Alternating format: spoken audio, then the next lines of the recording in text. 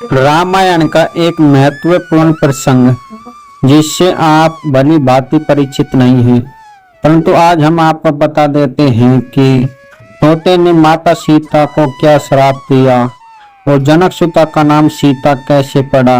इन दो प्रश्नों के बारे में हम आज इस वीडियो में बताएंगे। कहा जाता है कि माता सीता को पति का वियोग क्यों सहना पड़ा। इसका मुख्य कारण है तोते का श्राप। कहा जाता है कि बाल्य अवस्था में माता सीता ने अपनी क्रीड़ा के लिए एक तोते को ले आती है, जिसमें उस तोते की पत्नी अपने पति के वियोग में प्राणों का त्याग कर देती है।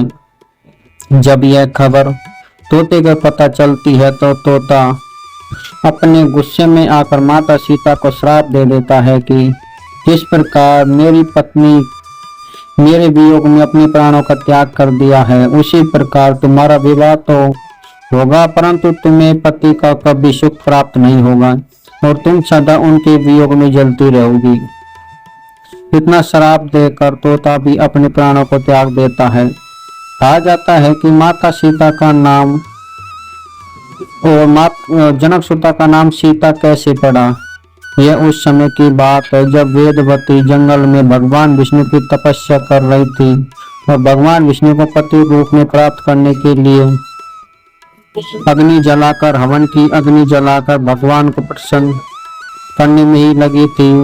तभी वहां पर दुष्ट रावण आ जाता है और कहता है कि हे वेदवती, मैं तुमसे विवाह करना चाहता हूँ। परंतु वेदवती कहती है कि मैंने ये शरीर भगवान विष्णु को समर्पित कर दिया है। परंतु दुष्ट रावण ने उसकी एक भी बात नहीं सुनी और उसके केशों को पकड़ लिया। कहा जाता है कि वेदवती ने सोचा कि इससे दुष्ट के छूने से मेरा शरीर अपवित्र हो गया है, ये भगवान के योग्य नहीं है। इसलिए वह दुष्ट रावण को श्राप देती है कि मैं पुनः जन्म लूंगी और तुम्हारा मृत्यु का कारण बनूंगी। तभी वेदवती अपने प्राणों का त्याग कर देती है और अग्नि में कूद जाती है। कहा जाता है कि वेदवती अगले जन्म में रावण की पुत्री के रूप में ही जन्म लिया। कहा जाता है कि रावण को जब उसकी याद आई वेदवती की तो उसने सोचा यह मेरी मृत्यु का कारण है, तो रावण ने उसको समुद्र में फेंकवा दिया। कहा जाता है कि समुद्र देव ने इस पुत्री को पृथ्वी को सौंप दिया और पृथ्वी ने इस पुत्री को राजा जनक को सौंप दिया।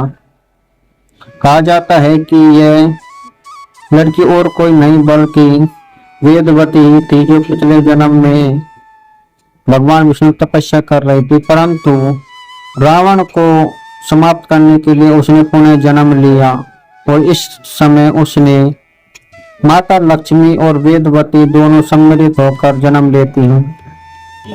कहा जाता है कि वेदवती ने इस अपनी प्रसंग को पूरा करने के लिए भगवान श्री राम से विवाह किया और जिसके कारण रावण ने इसका हरण किया।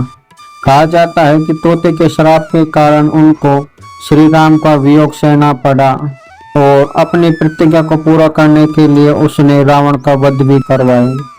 कहा जाता है कि तोते के श्राप के कारण माता सीता को वनवास जीवन भर रहा और उसे कभी भगवान श्री राम का प्रेम प्राप्त नहीं हुआ। कहा जाता है कि वह जीवन भर वियोगी सहती रही और अंत में धरती में समा गई। यही वह कथा है जिसके कारण माता सीता जीवन भर श्री राम के वियोग में सही और उनका नाम जनक सुता से सीता पड़ा।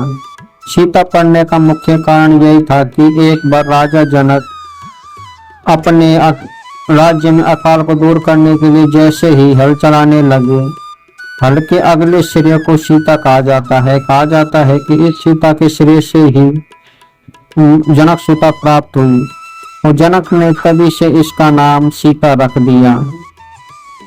यदि आप इस कथा से सहमत हैं तो कमेंट में भी अपनी राय अवश्य बताएं और वीडियो को लाइक करना ना भूलें।